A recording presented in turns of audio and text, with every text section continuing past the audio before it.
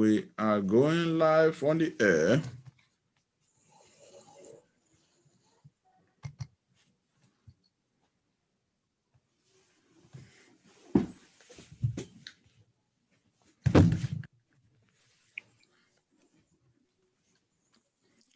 All right, gentlemen, we are live on the air, and viewers should be jumping in any moment so they can hear and see us discuss the situation in Nigeria, ENDSAS, hashtag ENDSAS, the protest, the future of our country. Youths, they always say, are the leaders of tomorrow. So I know the youths are hungry to have things done right. Nobody will blame them at all. Nobody. Anybody that is a human being that have good head over their shoulder will understand that our country is not heading the right direction. I remember growing up, Sonny Okosun had this track that said, "Which way Nigeria?" And that was like, what, several years back. And up to now, I don't think that question has been answered. Everybody's still asking, which way Nigeria? Where are we heading?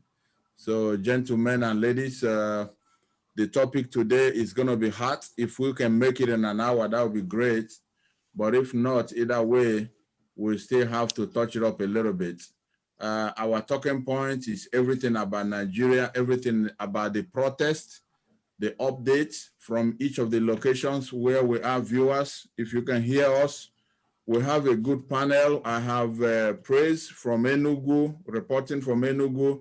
I have Olalekan reporting from Abuja. I have Sonny reporting from the, east, southeast. Let's do that. Then I have Olakunle also reporting from Lagos, Eko. Olakunle, we still don't have your video. Are you with us? Can you hear me?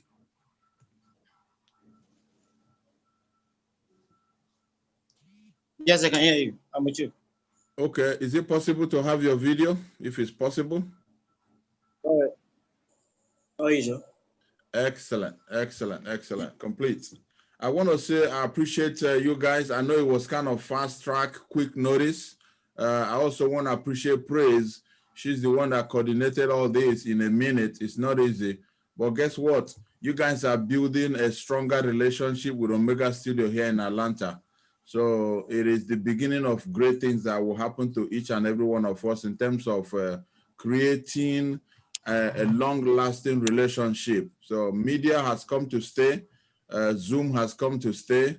Internet and every other thing as far as technology, yes, we have it all here. So we're going to be working closely and also looking at expanding every area, not only in Nigeria. If we can cover the whole of Africa, that would be great. So we'll get to talk a whole lot more and connect more after the episode. Let me make sure that we are up there, done.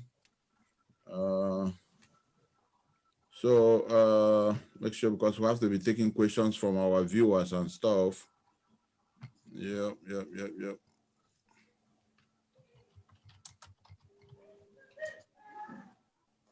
Okay.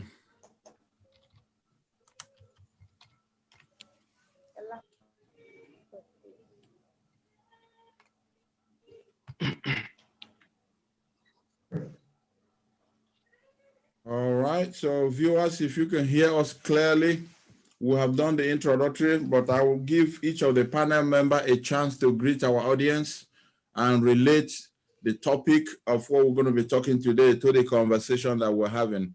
So let me start from Olalekan. Olalekan, please, would you please greet our viewers and tell us the topic of today based on your understanding? Go ahead, Olalekan. Yeah, good morning, everyone. Good morning, viewers. Olamilekan Olariwaju from Nigeria, Abuja. So this morning we'll be talking about the topic ENDSAS and Nigerian situation with the youth. So in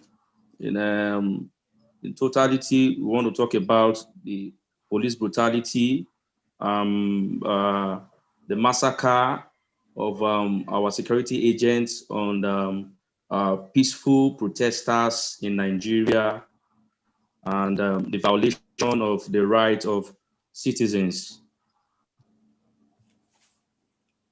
Excellent, excellent. Yes, that was a good one there. we're going to be talking, like he said, in totality, police brutality. It's amazing because even here in the US, police brutality is a hot topic. So when all this started happening in Nigeria, I was like, okay, so which area, which nation, which country is safe? So Lalekon, that's a good one right there.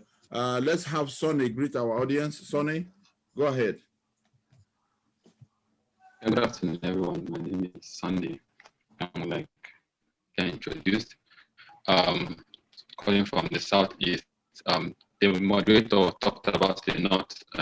I think we also have a fair representation of the north here because I have my family reside in the north. Oh, wow. We do feedback presently, and I'm well aware of what's going on there. And it's we're talking about ENDSAS. We're talking about the way it affects us, especially the youth, the involvement of the youth, the events of the past 15 days or so, and how it has affected Nigeria as a whole, Nigerian youth, and more importantly, the path forward, the way forward, and how these whole events can turn out to be used into something beautiful for forming the Nigeria of our dream.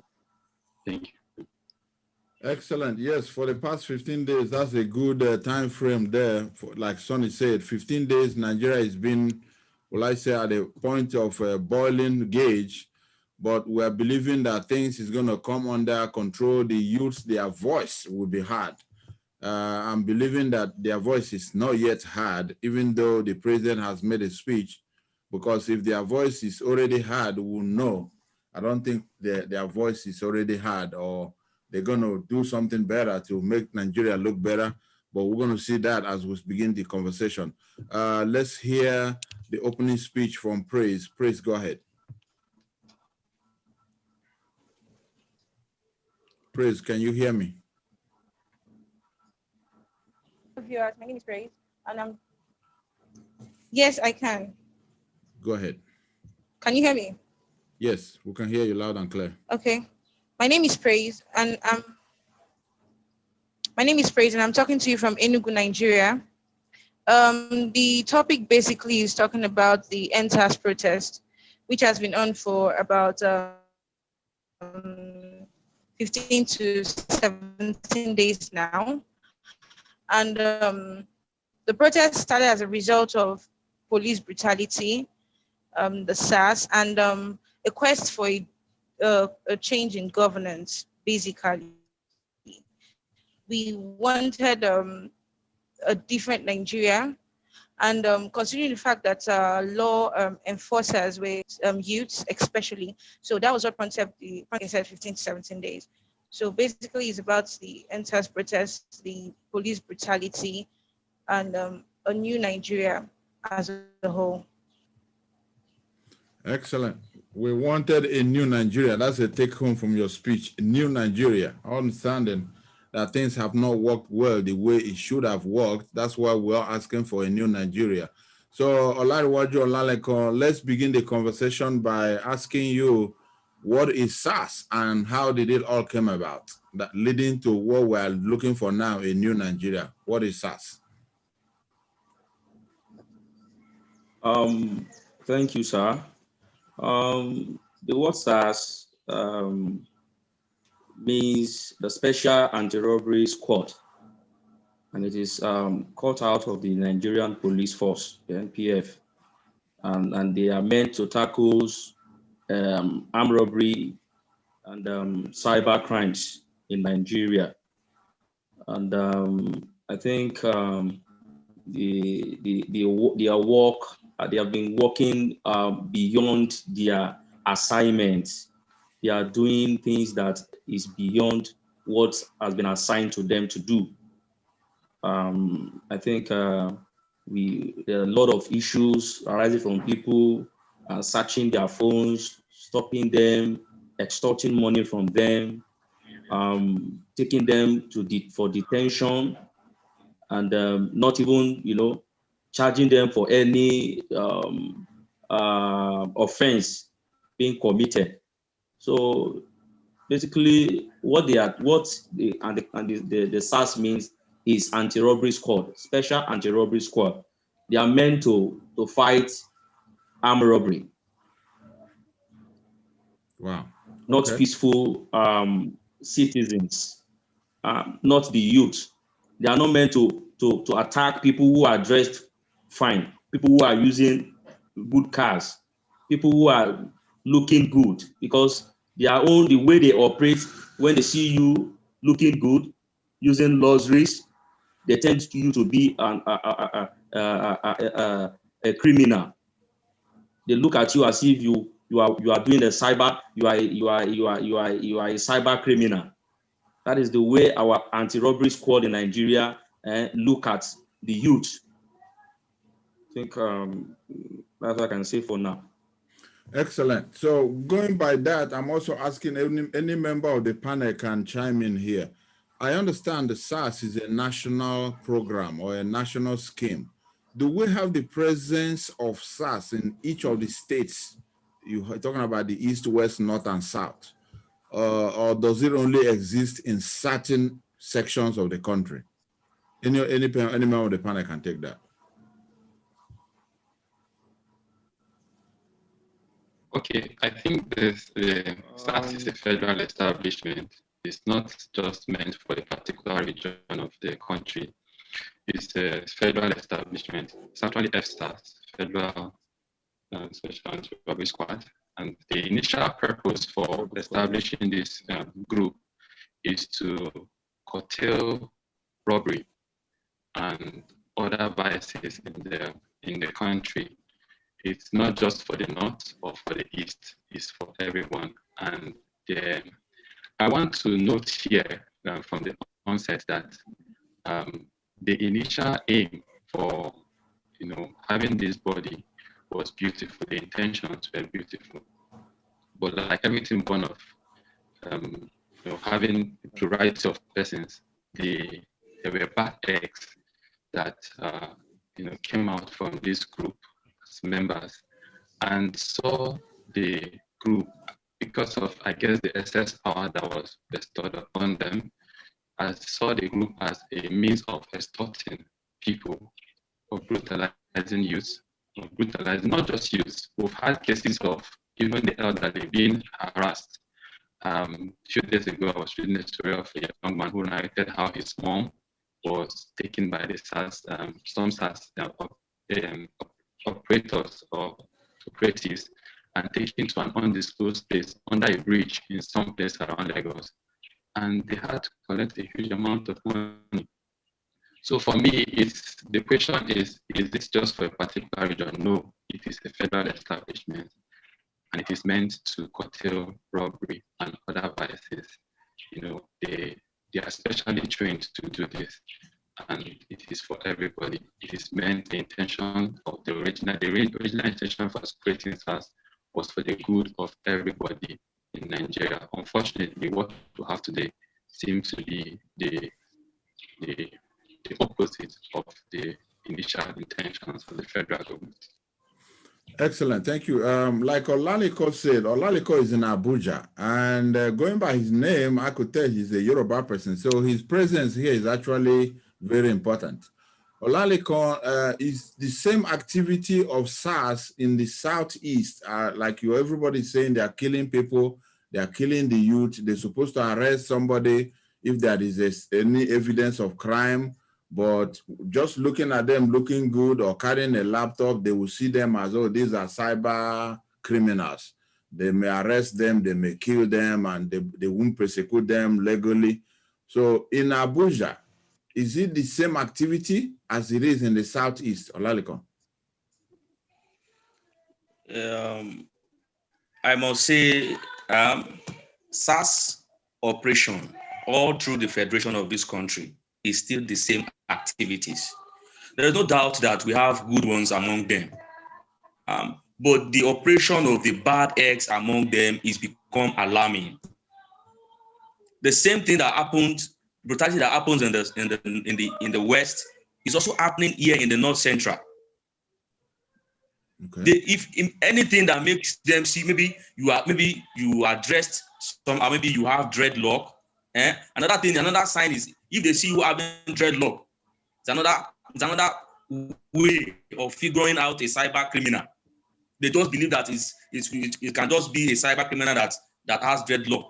They'll just stop you, begin to question you, and begin if they see that they are not getting what they wanted from you, the next thing is they will say you have to settle them. Settle them on what? Settle you on what? So if it resort to argument, before you know they will bond you into their vehicle and take you to wherever. They won't even take you to the station. That is the worst thing. They will take you to their own. They know where they used to extort their victims. They will take you somewhere. They will extort you.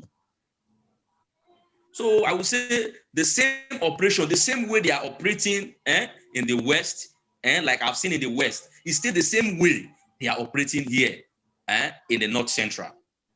Okay, great. We are building a base because at the end of the segment, we were able to arrive at a certain inference to say, okay, this is done right, this is not done right, this is where the problem is coming from. So we're building a base. Praise, this question is for you. Based on what Olaliko and Sonny has analyzed, it is the same operation, whether it is in the West, South, East, or North. But I understand from the videos that we're watching online, from everybody's clip, the East, South, or what we call Southeast and Southwest, which is like Yoruba, Delta, Benin, Lagos, Enugu, Port Harcourt, Ijaw, name it, all those places, nobody there wants SARS, nobody. But then when the North are saying there's nothing wrong with SARS.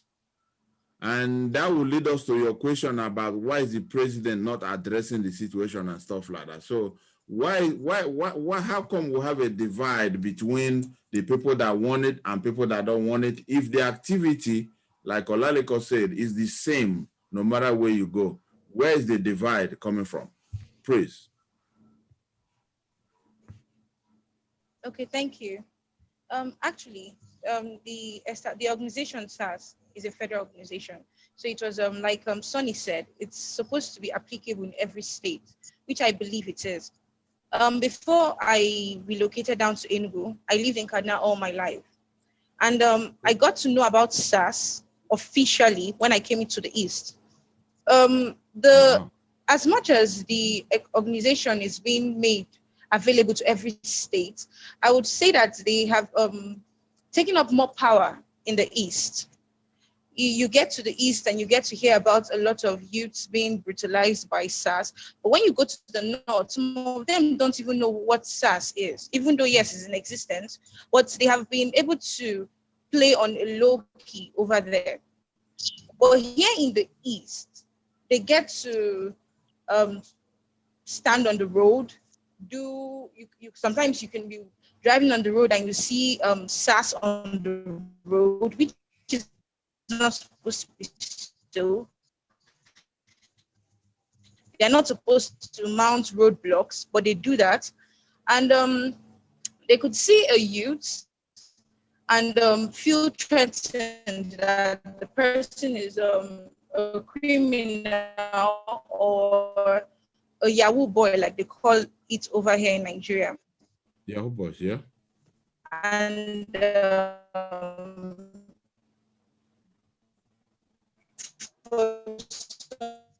we're having a little bit of whatsoever, they take the person up. Now in the North, I have not heard that happening.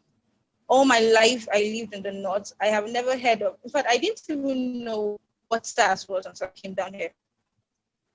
I didn't even know what SARS was until I came down. Okay. Hear me? Yeah, I could hear you. We're having a little bit of connection issue, which I understand is bandwidth problem. Probably you mute your video and just use audio only. That way your bandwidth is a little bit accelerated if you can. While we wait for that, can you still hear me? Can you still hear me, Praise? Okay, let's go back to Sonny or Lalewaju. From what Praise said now, any of you can take this. I can see where the divide is. That is apparently a problem. Praise, are you back? Are you back? Okay, she's still working on it. Are you back, Praise? So Sonny and Olalikon, Yes, I am. Can you hear me now? Yes, we can hear you. You want to wrap? Yeah, go ahead, wrap it up. Go ahead. If you could hear us. Go ahead, Praise. Okay. So yes, I can. Okay, go ahead. So I'm guessing that's the reason why the presidency has not deemed it fit to actually address the situation, possibly because it's centralized into a particular part, possibly. But then, for the fact that majority of the youth on this part of the country have raised their voices and has complained over time about a particular issue, and every other person is saying, every story is pointing to the same thing. They are taking up their powers and they're using it against the wrong set of people. Then he should have deemed it fit to at least say one or two things. But possibly, considering the fact that the Northerners have not really had any situation or had any issues with this particular group of people, then maybe that's why he is influenced to still keep silent about it. Okay, so Olalekan, there is a divide from what Praise is saying. I can understand. So from your own viewpoint, you're in Abuja. You are the federal government headquarters right there in Abuja. Why do you think there's a divide?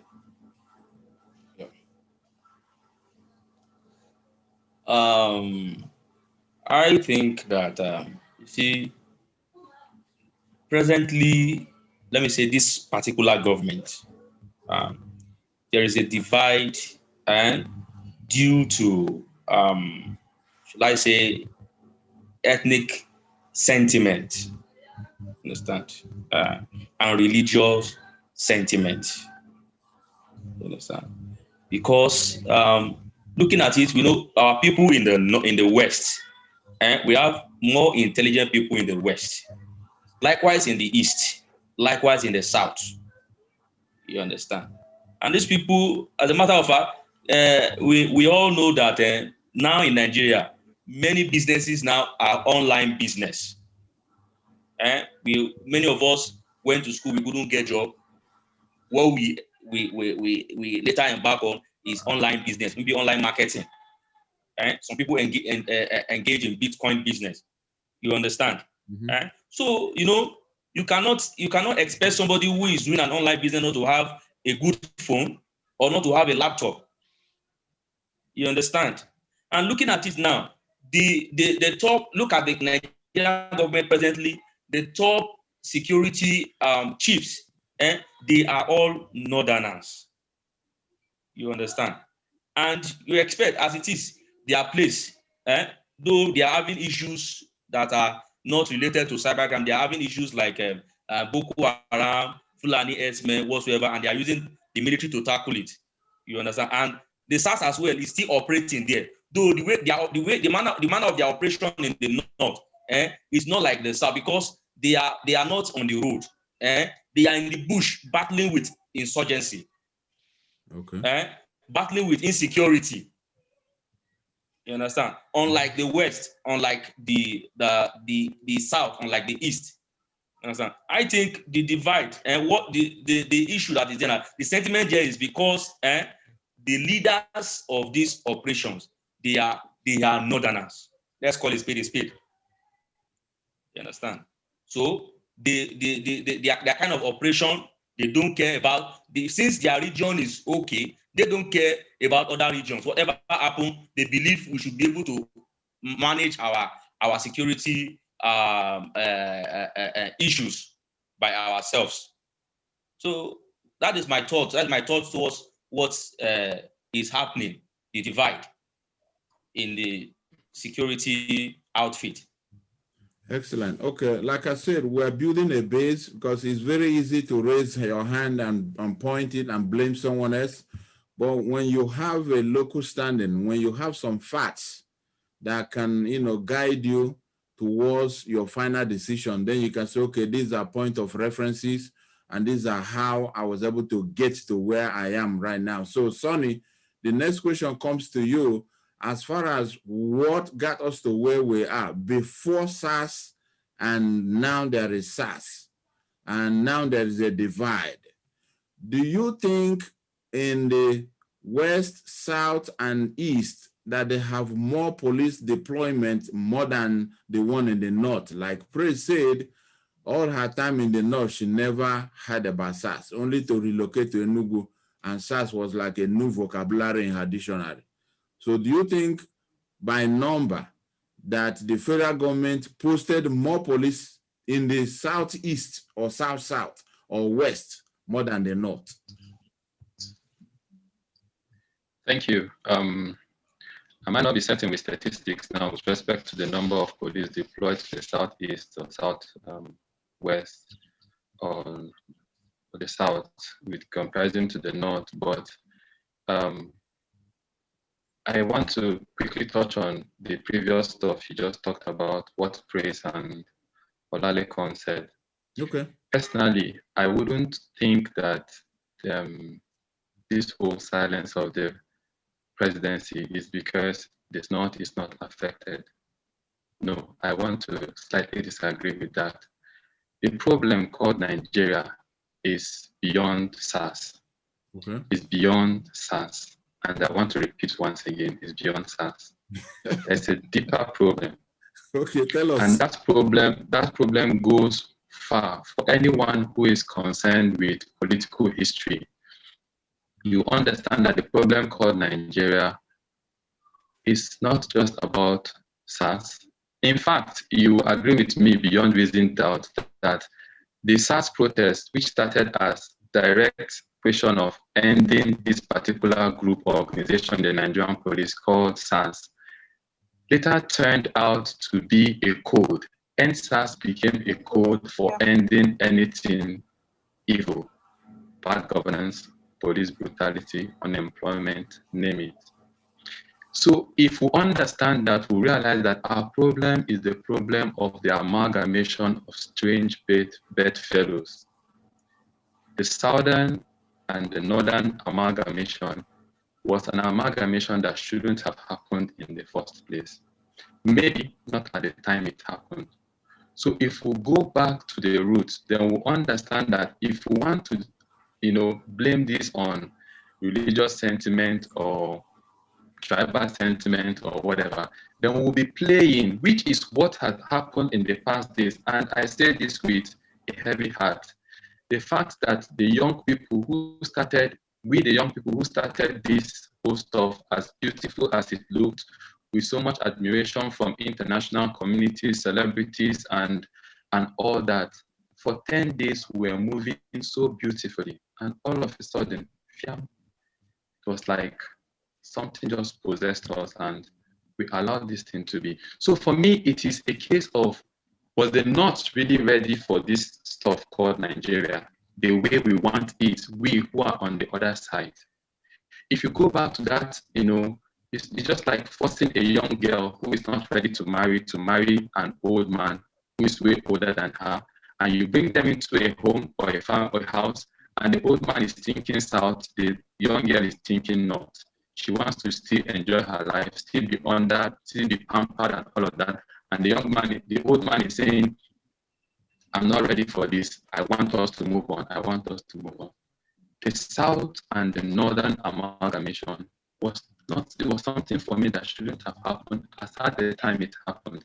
And if you understand this perspective, then you realize that this whole problem that we have today, this whole mess and all of that, will still continue if we do not look at the root causes of our problem as a country and as a nation. If we want to say that the deployment of the police is more in the south or in the east, then we'll end up falling into that temptation of saying, okay, because we have another president, then we are suffering because we have another president. And if if it were to be from if the president were to be from the east or from the south or from the things probably would have been different. But I beg to disagree. I don't think it would have been the case. SARS would have continued terrorizing people. The bigger problem is not even SARS, it's police brutality. And police brutality has always been there, even before Buhari, even before whoever is up there. Come to think of it, don't we have a vice president who is from the West? Don't we have people in power who are not majorly from the North? How is it that they have allowed these things to happen under their own nose and have kept quiet? Must you be in a government that swallows your own inhabitants? Don't they have moral bearings that could say, okay, I don't think this is comfortable, the way you are treating my people. I resign. Is it a sin for someone to resign from a government that he or she thinks is not profiting or profitable or just? The word should be justice to his or her people. So if we want to resort to religious sentiment, which is what politicians have used to hijack this whole beautiful movement, called the ENDSAS movement, in the past few days, they have sold. Today, I hear of, the Yoruba against the Igbos and the Igbos against the nation. It's madness. I grew up in the north. I'm Igbo.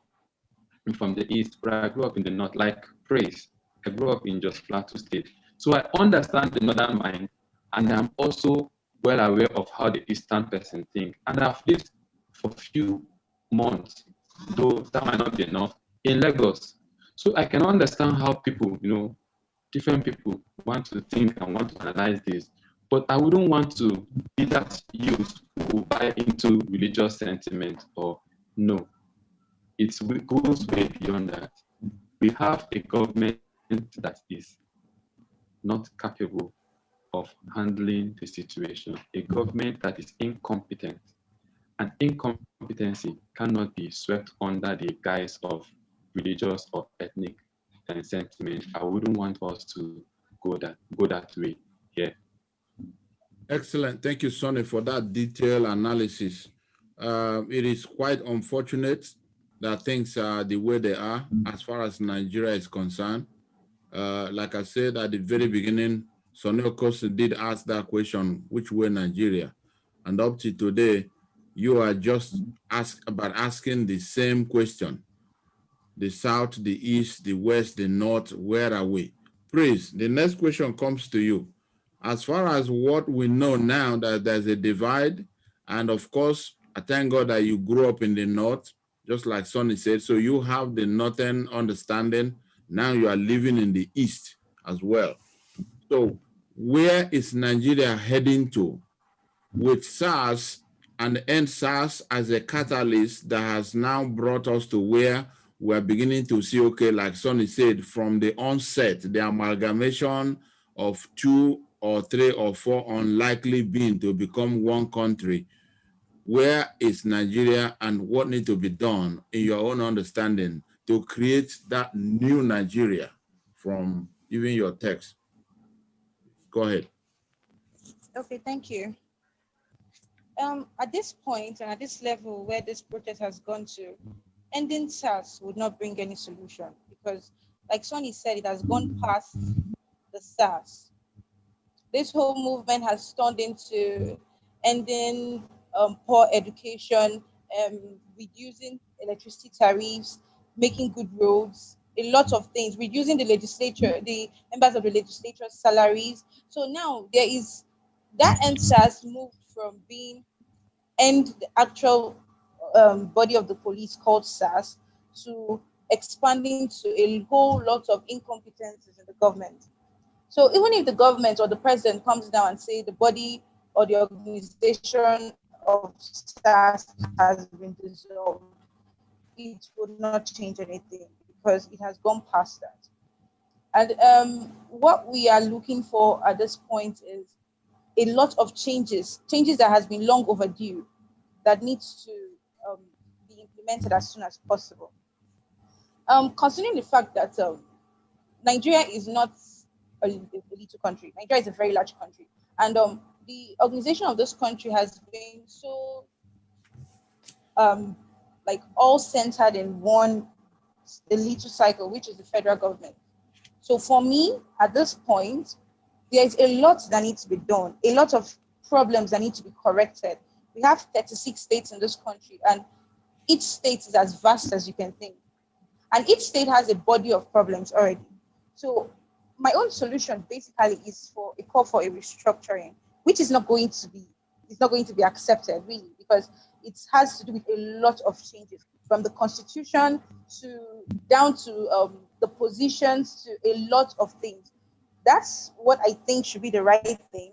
But because it is going to be very rigid and tedious, and it's going to be very disadvantageous on some people, they may not want to buy the idea.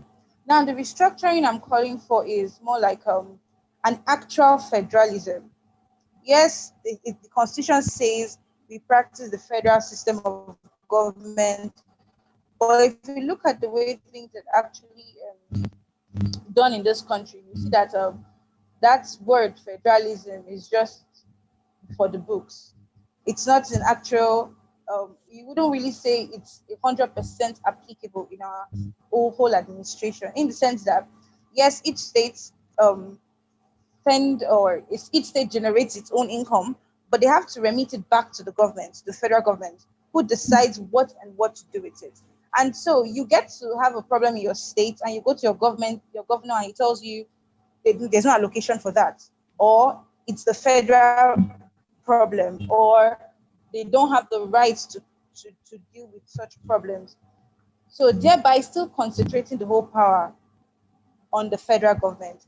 And this federal government is not, it's just it just comprises of a few individuals. And they are expected to deal with the problems of about millions of people all around the country, which is so not possible. So the government needs to know that an actual division of power, an actual separation, an actual vesting of power in the state is going to help the federal government and uplift some burdens from them. For example, they say each state fend for yourself, generate your own revenues and fend for yourself. And I'm meant to understand that that's what happens in the US, where each state has its own governor and they generate revenues, and um, they deal with all the problems they have in that state. And those kind of things help in solving problems faster, and it helps in raising up competition amongst states, healthy competitions, not unhealthy competitions. Like in Enugu here, we have a lot of bad roads, and we have asked the governor a lot of times to fix the road, and you hear him say things like, it's the federal road. It's not listed in the budget. He doesn't have the power to do that. And actually, if you go through the constitution, they are being withheld from doing certain things because the government calls it the exclusive list. Mm-hmm. Now, if the governor goes ahead to do those things in the exclusive list, he's in violation. He's in violation. Exactly. Yeah. Exactly. The federal government can hold him accountable, and other governors can still meet him and can still hold him accountable because he's going contrary to the constitution and what the constitution provides. It encourages them to do a lot of things. They can't fix the roads, they can't do certain things because they feel the federal government should do it. And the federal government cannot do everything. They cannot deal with every problem down to the grassroots. It is actually impossible. If we want to tell us, not do all those things listed in the exclusive list.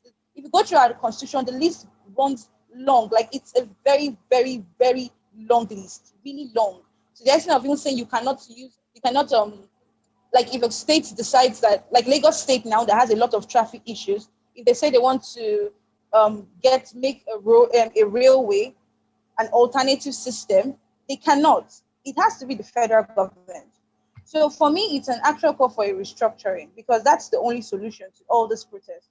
They have to come together and make each state liable and give them that power. Reduce those responsibilities in the exclusive list, which the federal government need to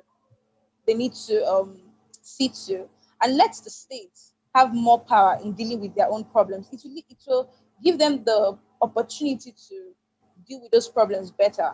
The president cannot know how we in the East feel. They wouldn't know when we don't have light. They wouldn't know when we don't have water because he's way there in FCT. Now we here, the governor who is also here, he's at a better position to know what we are facing and how best to tackle it. So, like I said, they need to call for a restructuring. They need to vest more powers in the state government to actually tend to the problems of the state. Excellent, excellent. Thank you so much, Praise, for that information. It is obvious, like you said, 36 states. You said you suggested restructuring as a peculiar answer to our situation, and you did talk about empowering every state to be able to be self-sufficient, situate their own situation. I was a civil servant before I left Nigeria. I worked in Enugu civil service, and while I was in Lagos, I taught in Yaba Tech. So I understand Nigeria as far as restriction of local government chairman not to touch the state line, or restriction of a state governor not to touch the federal line. When they can call you up to Abuja, or they could call you up to the state headquarters if you are in tough violation. So I don't know where we got that from. They talk about we copied it from the England and put it in the Constitution and all that. People can be dying, no water, and the state governor cannot give them water because it's federal line. It's crazy. So, but anyway, I like the conversation we have this morning because it's morning here, it's afternoon where you are. It's easy, like I said, we'll get to the point. It's not going to be in one segment. We'll get to it. But right now, we're building a base. So, Olalekan, having had all that we have said so far, if Buhari is to get to this video, because we're not here, we haven't even shown any of the bad video, we have not even criticized anybody. Like I said, we're building a base. If Buhari is to be listening to us, Olalekan Olarewaju, please advise the president on what needs to be done from your own understanding. Advise the president of the Federal Republic of Nigeria or any international community that is listening, because a lot of the videos are so obscure that you don't even want to look at it. That's why we can't just be showing the videos, all the breaking in and stuff. Yeah, we'll get to it. But like I said, we want to be able to have a good minded, somebody with a good head over their shoulder to kind of like, okay, let me hear these youths. They are not causing anybody. They are sounding very decent. Like Sonny made a good analysis, Praise did, and you did, Olalekan. So if Buhari is to be hearing us now, or any international organization hearing us, what would you tell them? What would you tell Buhari to do to get this situation where we are situated? Olalekan, over to you. Thank you very much, sir. My advice for the president of the Federal Republic of Nigeria is, if truly we are practicing federalization in this country, and truly we have different zones, different geopolitical zones in this country, it should allow people from different zones to occupy the place of government, key positions of government. If you look at it, I was saying there is a sentiment in one way or the other. I know the reason why I said that. My advice, why I said that was that, look at the chief of staff, army staff is a northerner. The IGP is a northerner. The prison service is a northerner. The immigration is a northerner. The custom CG is a northerner. These positions, at least let a man from an Igbo land to occupy one position. Let somebody from the south occupy the position. Let somebody from the north, from the east, west occupy a position. Let somebody from the north also. Look. So if we say we are one Nigerian, and we are not given opportunity to serve our people as it ought to be from the different geopolitical zone, then it seems as if something is wrong somewhere. So that from that onset, I think that that particular places need to be checked. You need to correct that appointment, the way he appoints people in position. Let him also look at people who are competent from other zones, who can be a voice to their people, so that people can hold them accountable. That okay, you Yoruba man, like now, look at our vice president is from the west. We Westerners, we are always holding him accountable. That you are there, you are not functioning the way we expect you to function for us. You understand? So, and in totality, I would advise Mr. President to please see if truly he loves Nigerian as a Nigerian. He should see into the things that is affecting us directly with the citizens. The lights, the electricity in this country is very, very bad. It's bad, and we are still paying a very high cost in electricity. Look at, we don't have roads to trade on. We need roads.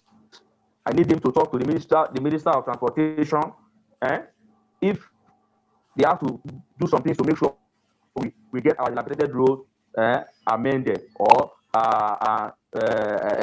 renewed. The minister of power, let them whatever idea they can bring up, and let him call his cabinet. I think they do federal executive council meeting. Let them call themselves together. Let them bring ideas. Let him hold everybody accountable in your own ministry. In your ministry, what result have you produced? How productive have you been in the last 5 years that you have been in the office? So I think it should begin to call all those ministers. Let us see their results. What have they achieved? This is what Nigerians need results. The reason why we are crying now is because the people that he put in position, they are not productive. You understand?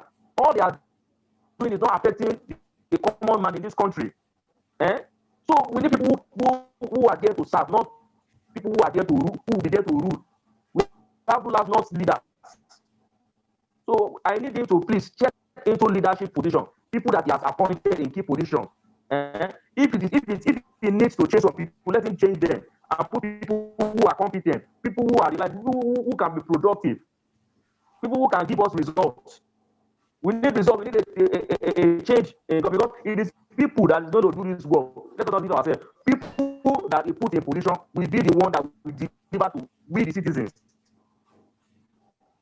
So we need the president to please check his key appointees, people he has appointed. Anybody who is not functioning well should be removed. And put people who are competent, put vibrant youth. Look at the key positions in this country. There's no youth there. They are full of elderly. Look at the Senate. They are full of elderly. People who have served more than 16 years, 24 years, 32. In fact, it's getting me crazy. So another thing is that I will also plead with the international community to please, in whatever way they can help us, to intervene, to speak to our government. Let them call them to order. The government, the EU, the UN, to please call on our leaders. Many of them are investing in other countries, but they are not investing in Nigeria. Let them come and invest in Nigeria so that we youth can get jobs to do. An idle man is the devil workshop. If you don't give us job, expect us to do something that is terrible. So let them come and invest. Look at their key manufacturing companies that are in Nigeria that are dead. Let them bring up all those manufacturing companies that are dead. Let them revive it so that there can be job for the youth to do in Nigeria. So and another thing again is that they should please initiate idea that we create massive job opportunity that wouldn't give us reasons to be flying out of this country. Because reason why many of us are leaving our country is because we have nothing to depend on. That's why we are running out to go to other countries where things have been, these things is already done, already many things are there for us to work with. Enabling environment is there for us. That's why we are running out of the country. Let them create an enabling environment for we youth of this country to stay and develop our country. They are frustrating us. I think that is the, like Mr. Sonny said, that is the key reason. When you frustrate somebody in his own country, he couldn't get a job, he couldn't survive. What do you expect him to do? When they call on ENDSAS, it's not all about ENDSAS, it's all about ending government that is not productive. And why is it not productive? It's because you have put people who are not productive there, people who cannot deliver. Even an organization that somebody is being employed. In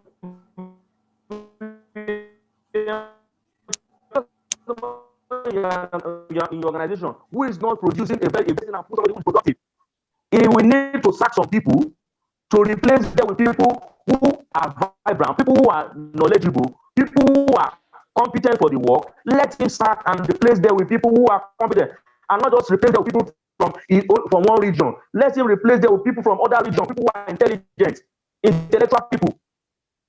Look at projects in Nigeria. Many projects, not in the east, and they are doing projects in the north. So let us call it spade a spade. So let the president check his appointees. They are not delivering any good thing for Nigeria. They are not productive. We are not seeing the result of why they are there. So that they produce good results, or you should remove them and put people who can deliver good results to the people. That is my take on that. Thank you so much for that, Olaleko Olarwaju. You really nailed it. Buhari should do things right. It's unbelievable that, and the whole appointment, like you pointed out, if they have like 100 positions, from all the data that we're getting, which is confirmed, about 85 of them are Northerners. I don't understand that. I don't know how that happened. I was listening to a video and a speech someone made there. They talked about the House of Rep. They said Kaduna alone produces more House of Rep more than the East and the West joined, because they understand this idea of if they have to cast a vote, then vote of where people say majority carries the vote, so they will have more people from Kaduna. So we will do the part 2 of this episode to get all that information put together, and then give everyone a chance to kind of like work on their connection, because it's glitching a whole lot. The audio is glitching. It's not very smooth. I know it has to do with the same problem we're talking about, Nigeria not doing things right, and not to talk about broadband and all that.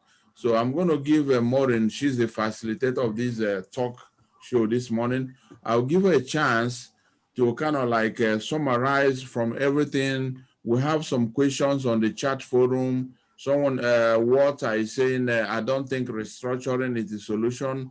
We'll still have pending issues among states to deal with.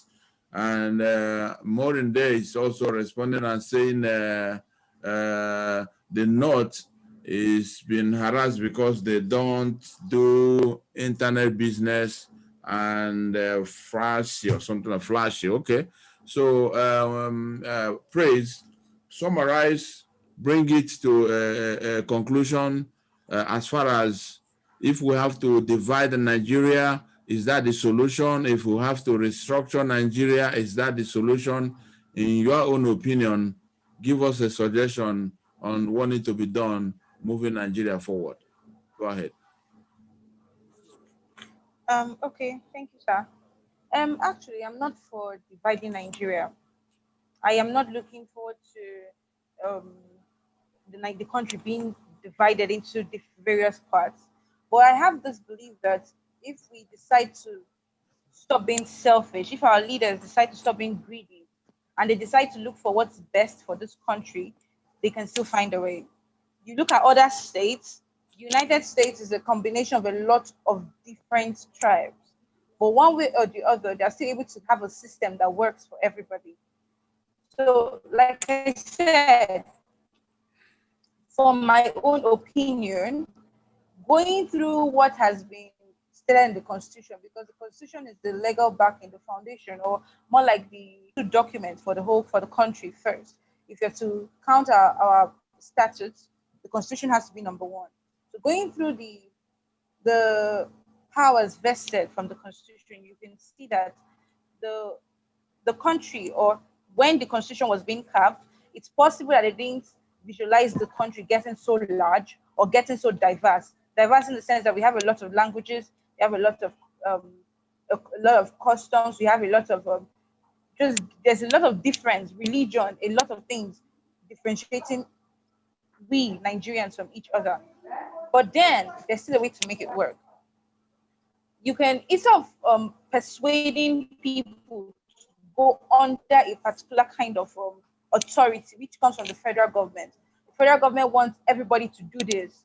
Whether you're a northerner, you're an easterner, you're a southerner, they don't care. They give a law and everybody has to abide. Now, those kind of things cause division amongst people, because when such laws, okay, like some months back, the federal government made a law of there's a name they called it, something about giving lands to the Fulanese, head grazing. Yeah, Graceland. Huh? Yes. So giving land to the Fulanese for their cattle to graze on. And they were trying to make it mandatory in every state of the country. Now for the northern, that law is very acceptable to him because it's beneficial to him. But for a southerner who owns a family land and you're expecting him to give his land to a cow to eat, these problems will keep on happening as long as we allow everybody, despite our differences, to be subject to one particular rule or one particular organization, which is the federal government. Now, I'm not asking for a division. I'm not voting for Nigeria to be divided. All I'm saying is that they should reduce the power that has been concentrated in the center. There is so much power in the center. That's why you see people go in there and they just get corrupt with it. Even though we are saying that more Easterners should be voted in to the federal, into the central, there is no guarantee that they will be voted in there and they wouldn't join them. I go for a restructuring, like I said earlier. Each state should take care of themselves so that if there's a problem in the state, we know who to meet. Now, in this whole ENDSAS, nobody has seen for how many days, nobody has seen Buhari, but each state has been able to see their governor. I can say for Enugu state here, we're able to meet with our governor on different occasions. Lagos had that opportunity, other states had that opportunity. Now, when you get to meet them and you complain of the same thing, they'll tell you SAS is a federal body, they can't do anything. Okay, you say fix the road. So the road is the federal road, they can't do anything. That all they can do is to tell the government, the federal government, that the people are complaining of this. Now, if the federal government gives the power to change these things, the power to fix certain issues on the governors, then it will be easier for us to voice our problems and it will be easier to get a response. It will be easier to get that solutions being fixed. Nigeria can still be Nigeria. I'm not saying Nigeria should be divided. Nigeria can still be one and still have a system that works for everybody. But as long as the federal government is giving the whole power, the power to decide on every other state, and see, considering what you said now, there are 85% of the leaders in the federal state government are northerners. There is absolutely no way the rules will not, or the laws, or they are saying everything and they're saying, okay, fine, vote. It will still be the northerners who take the vote. But then in a situation whereby they say every state take care of themselves, you come to the House of Assembly in Enugu State, and the rules or the regulations that guard the state are being decided there in the House of Assembly. There will be no way that they wouldn't find, or they wouldn't be more, it'd be more plausible for them to arrive at conclusions, arrive at decisions that will not favorable to that state. So, like I said earlier, I still go for a restructuring because there is absolutely no way, no matter how long we protest, I don't see it as possible as the president, Buhari, fixing every problem in the state. I don't see it as being possible because it is so vast, it is so numerous. Everybody who came for the protest have different issues. Some are saying ENDSAS as a code to make hospital care more affordable or make hospital care more available. Some people are saying ENDSAS as a code for reducing our school fees in the federal schools. Some people are saying ENDSAS in the code name of saying food stuff here are too expensive. Some people are saying ENDSAS is the code name of give me a job. I've been a graduate for years. I don't have a job. There are so many problems. The problems are limitless. It is limitless, really.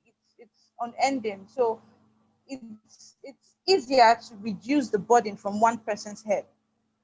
It is easier. Excellent. Excellent. Thank you so very much, Praise. Yeah, that was really nice. You're not in for dividing Nigeria, but you're in for restructuring. I would like us to bring it to a close for the moment. That way we can come back for the part 2. And at least this is like, a tip on the iceberg. We have not even got into anything yet. So the discussion is just opening.